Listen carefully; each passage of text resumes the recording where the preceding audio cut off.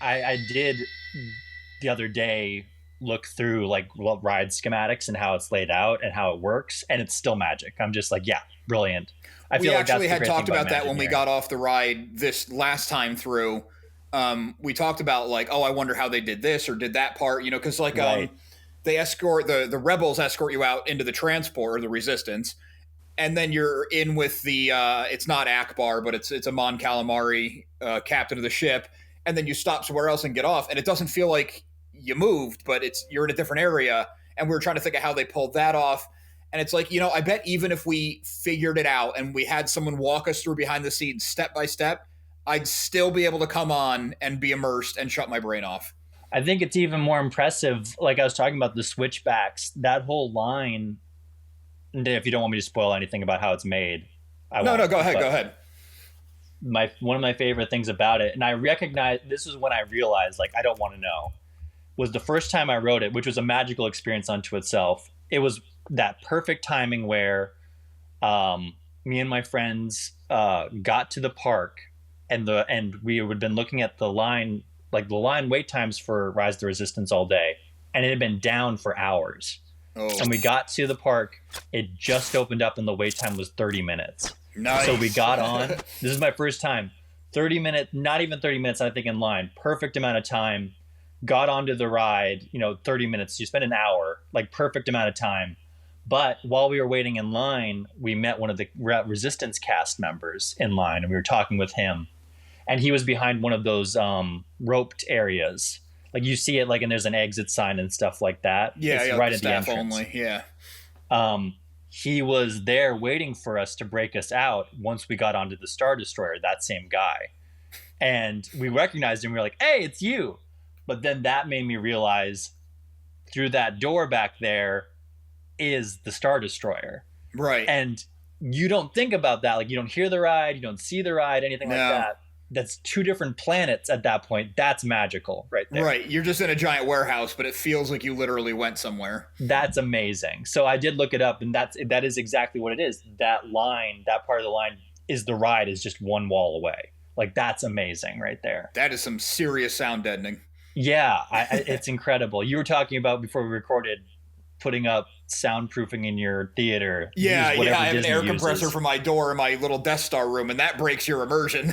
Right? Yeah, I got you to need see to what get they on did. Disney's level. But no, man, I love that ride so much. I love Well, I'm curious what your favorite part is, but my favorite part is Nyan Nub flying the ship.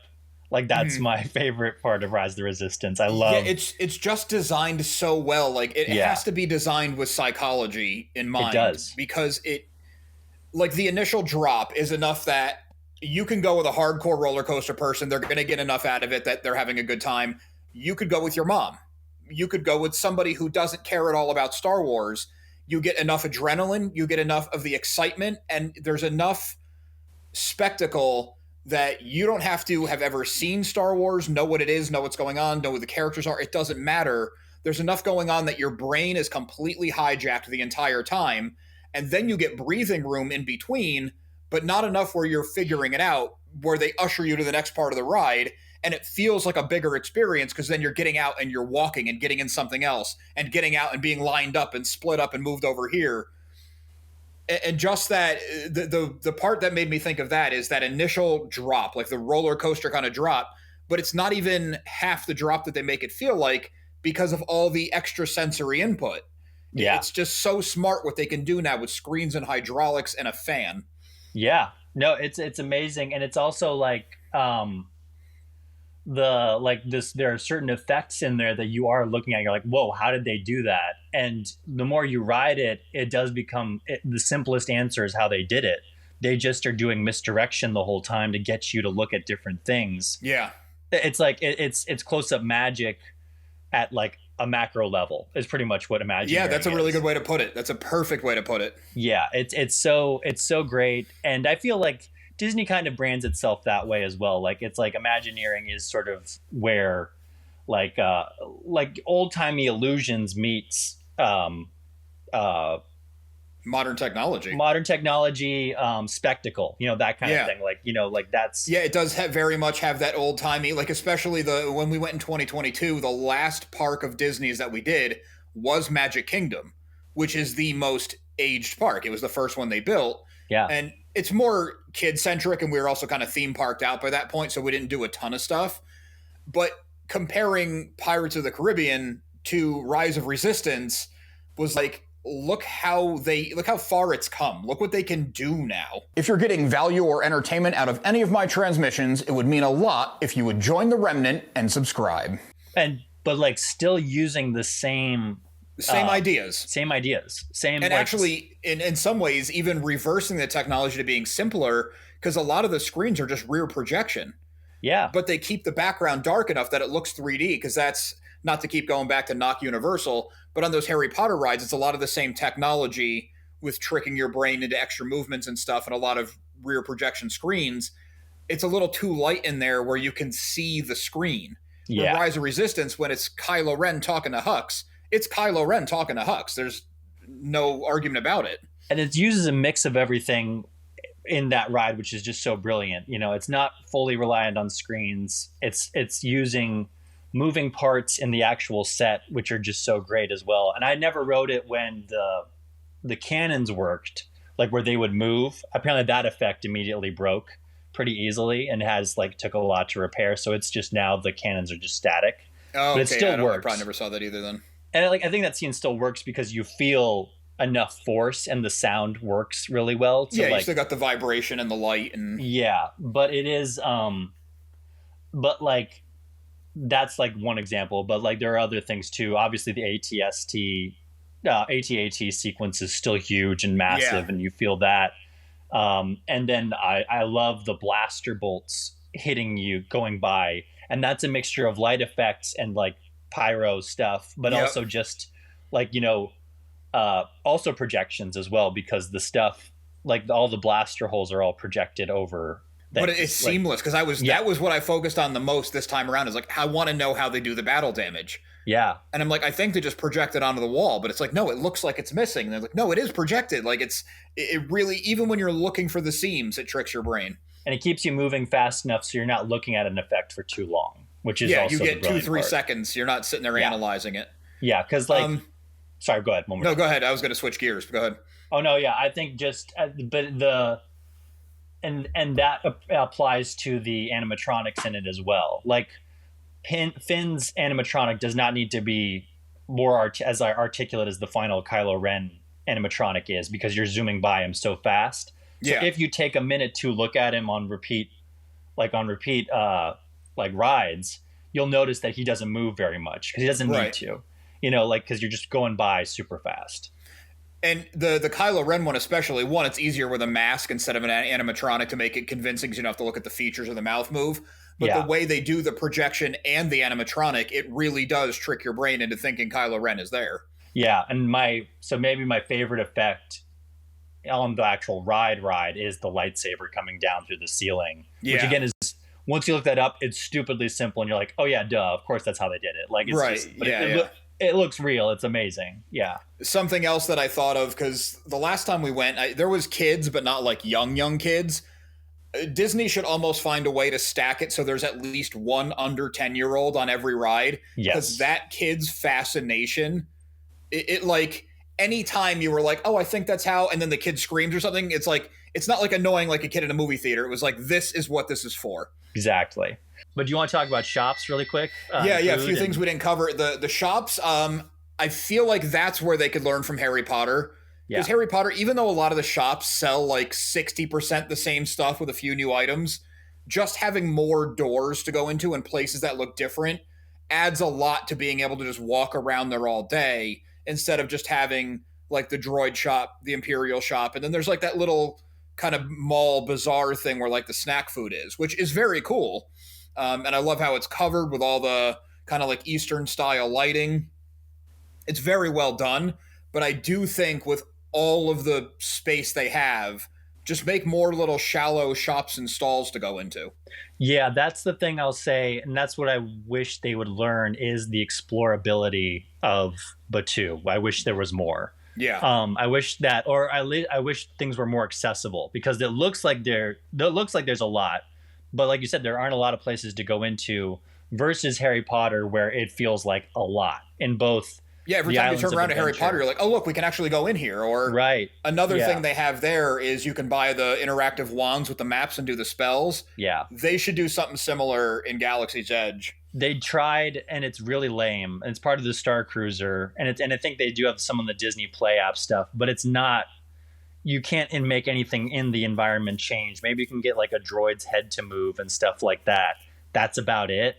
And it's sort of like, again, compared to Harry Potter, where so many different effects with like the wand stuff. That's something I would Yeah, love you're to see opening and iterated closing in. things and water shooting out and Yeah, that's something I think Galaxy's Edge could really use. Is that? because if you have something like that, you're going to keep people there for hours longer, but Yeah, they're not gunking up the works. They're not in lines. They're not, but then they're going to be buying, from the Disney business point of view. If you're there longer, you're going to buy food. You're going to buy snacks. You're more likely to shop again. You're going to do something. yeah, yeah. I would love to see that. And it seems like, because I have the art of Galaxy's Edge book, which is really good. Um, the the blue sky idea section was something on the level of Harry Potter, where people were using the Force, and you can see remnants of that in the Star Cruiser. But people using the Force to interact with things, people using data pads or whatever to, outwit the Empire or the First Order and stuff like that. There was more of that baked into the initial design, and and I think this is the sucky part. They decided to save that for the Star Cruiser and still rushed it too fast with the Star Cruiser, so it was kind of lame and it was still half baked, rather than integrating it into the actual land and taking the time on both to make sure that it was at the same level as Harry Potter. But they just didn't. They rushed it, and then they put it behind a paywall, and it was still felt rushed, and it just failed. So I'm hoping Hopefully, with the technology developed, they have a plan to like, well, let's pump the brakes and then roll it out properly so it doesn't feel rushed. And Yeah, because yeah, I loved walking around. I mean, we probably walked the entire like every road in that place 20 times, yeah, just taking pictures, looking at things, and just putting the camera away just to enjoy being in it and that kind of thing. Another part, it's shop related, is out of all the Disney theme parks, the food in Galaxy's Edge, I think, is the best. same. I agree. Ronto Roasters is like, Yeah, the Ronto wraps are incredible. yeah, I got the popcorn this time since I, built the Star Wars home theater. I wanted to get the collectible buckets. So I nice, grabbed that, and the popcorn was really good just to walk yeah, around. But then, of course, because popcorn, you're thirsty. The blue and the green milk from that stall, very smart. I love all that stuff. yeah. I love the cantina has some great like just bar food, like great mixes on bar food and stuff, which is really great. Yeah, I don't know if they had food when we went. Oh, they didn't for you guys? That sucks. Because Yeah, no, I made the reservation like months, like 3 months before we went, and I'm glad I okay. did because the first time through, I didn't know you needed a reservation. Yeah. I thought you just tell them like, okay, come back in an hour or whatever, like a Chili's. But they said, No. oh no, like we're months booked out, you can't get in. So Yeah. this time we did get to go, and we did it smart. We did Galaxy's Edge in the morning. We got there before opening, did the rides, bought some stuff, walked around, took a bunch of pictures, went back to where we were staying, took a nap, got in the air conditioning, drank a bunch of water, got some food that wasn't theme park food, and then went back in the evening for the cantina. And we could have ridden the rides again. My wife wasn't super feeling it. I didn't want to push because she was already patient giving me a full Star Wars day. So I didn't push. But we did the cantina, and they still had the time limit, but they gave you 45 minutes, and that's plenty. Yeah. I think it's perfect amount of time. You get to jam out with the RX droid. It's One great. thing they need to add there, and I wanted to text you while I was there, is they need to add the Niamos party mix to Yes. the DJ's rotation. Yeah, they do. Yes. Oh man. Yeah. No. Imagine, pounding back shots in Goga's cantina while that Like if that just blasts. came on as a surprise, any Yeah. Andor fan would have just lost it. Oh, it would have been awesome. You got to watch the Andor finale while you were there, which I'm very jealous of. Yeah, we went the Thursday of the week that Andor came out, and even though the TV in the place we were staying sucked, I'm like, I can't wait till I get home. I got to watch it. Yeah. So we did like, I don't know, 4 or 5 hours of Galaxy's Edge. Got back, got some Chipotle. I watched Andor for however long those last 3 episodes were while my wife took a nap. and then we got dressed again and went back to Galaxy's Edge. I'm like, that's a perfect day. Dude, that is so perfect. I had a similar thing where episode 6, the Eye of Aldani episode, dropped while I was flying to go on the Starcruiser. And then that day we landed, went to and checked into our hotel, and then immediately went to Galaxy's Edge. It's not the same as you, but just saying any Andor mixed with Galaxy's Edge experience is heaven for me too. Like I just love. It's kind of funny because it wasn't planned, but when we got to go in 2022, the week that we did Galaxy's Edge, it wasn't all in the same day, which would have been cool, but I think it was the next day. So I went to Galaxy's Edge for the first time. The next day was the Obi-Wan series finale. Perfect. Which I don't care what anyone says about the Obi-Wan show. Maybe they missed on some stuff. The stuff between Obi-Wan and Anakin/Vader is incredible. And that finale is amazing.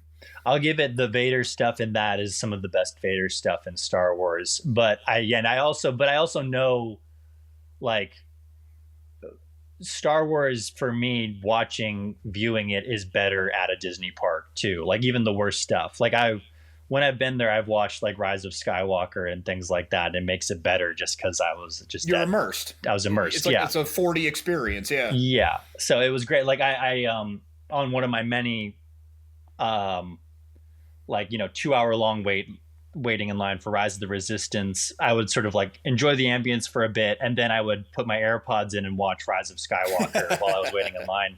And I would watch it throughout the day, and I was like, this movie is just so much better being here. It's great. It feels really fun.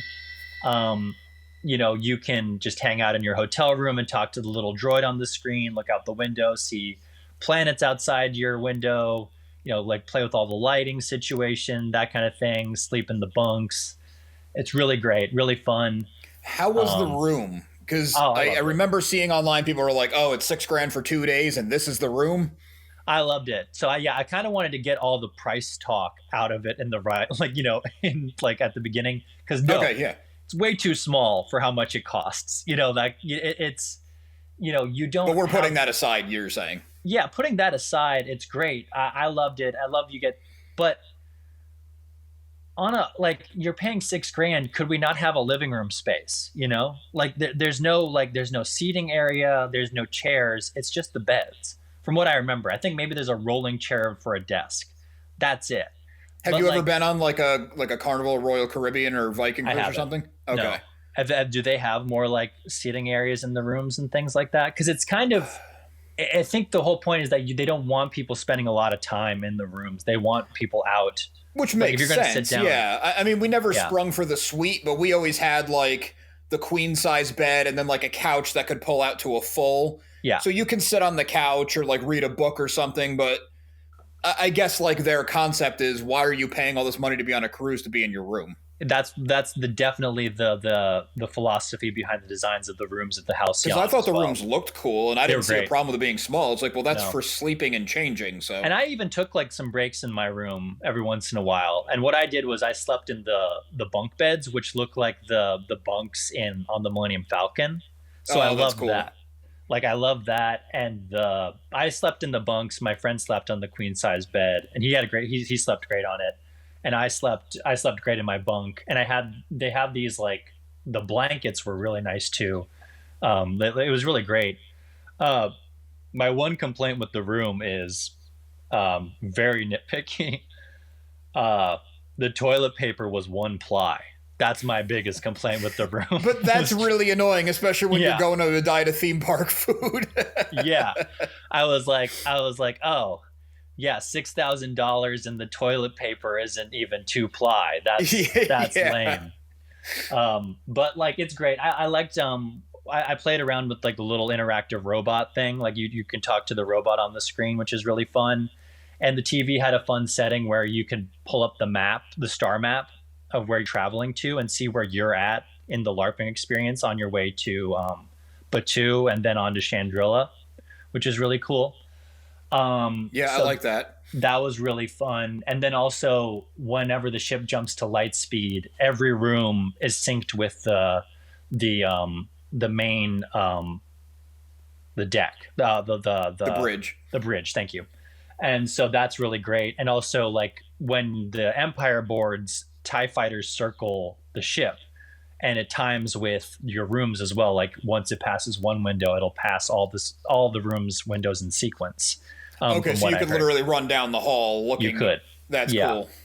If you were allowed to go in people's rooms. Which Well, not. yeah, But that is something cool that it does, is like, you can, and a lot of people complained about the lights in the window. Like you can you can put up a little, like ray shield over the window kind of thing if you don't want to have the screen on all night. I loved it. So I had the screen on all night just so I could wake up and feel like I was in space. Right, but they give you the awesome. option, so that's fine. Yeah, so I loved the room, but I spent most of my time in the like atrium area. I loved that, and I loved the outdoor area as well. It was really fun. It was really calm to kind of be around, like sort of have an outdoor area that you could sit in, and often it was very empty, so I could just go sit there if I needed a quiet time.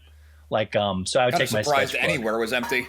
Yeah, no, it was really nice to have like one quiet spot, and so I would go and sketch, or I just started dating my partner Kathy at the time, so I would FaceTime her there. Like it was really great to have like some quiet spaces to get away to. Yeah. That was my experience though. Like I don't know like how it is for everybody else. But so it wasn't because I'm only going on like hearsay reviews. You're Right. the first person I've talked to who actually went. yeah, And we talked about it a little bit, but we never like deep dove on it for whatever reason. One of them that I was reading, the person was complaining that like you didn't really have any time to yourself because it was like, oh, we have this activity and this story thing to do and this to do. well, I think a lot of the pressure, and again, why it failed is the price. I didn't feel any pressure to have to do everything, and I was lucky because I wanted to go in blind.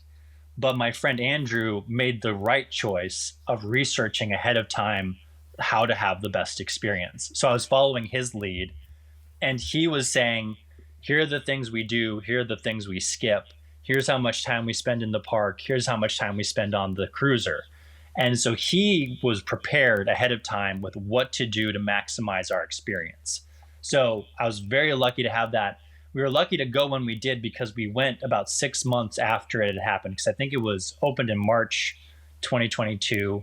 We went in October, early October 2022. So by that point, enough people had gone on, given feedback so that we knew, well, I guess my friend Andrew knew how to make sure that we weren't running around the whole time and enjoying the experience.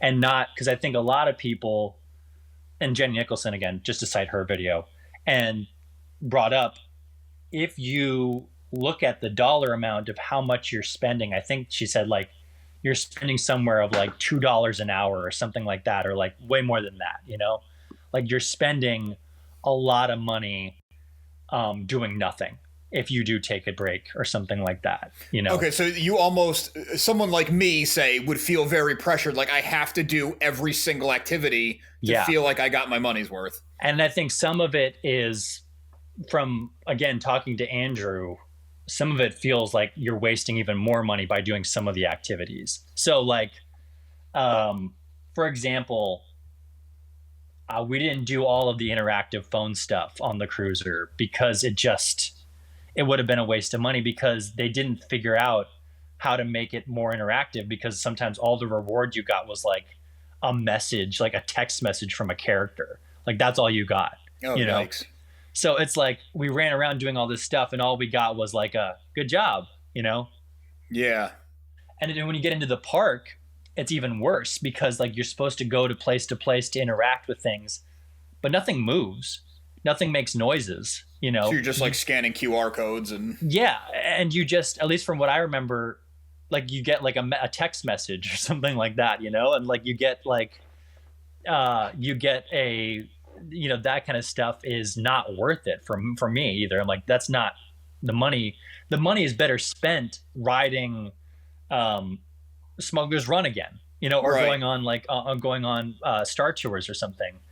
At one point I got bored with running around doing the phone stuff, and I looked at the Parks app and I was like, Indiana Jones stunt show is about to start in like 2 minutes. Can we go do that? You know, like that's sort of, it pissed off my friend, but I was like, I don't want to be on my phone. I want to go explore the park. You know, Yeah, like if you're just that's, going to be on your phone, you could have just stayed home.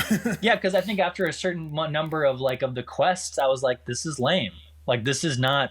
And there can't be that much variety in scan something with your phone and do a puzzle or whatever.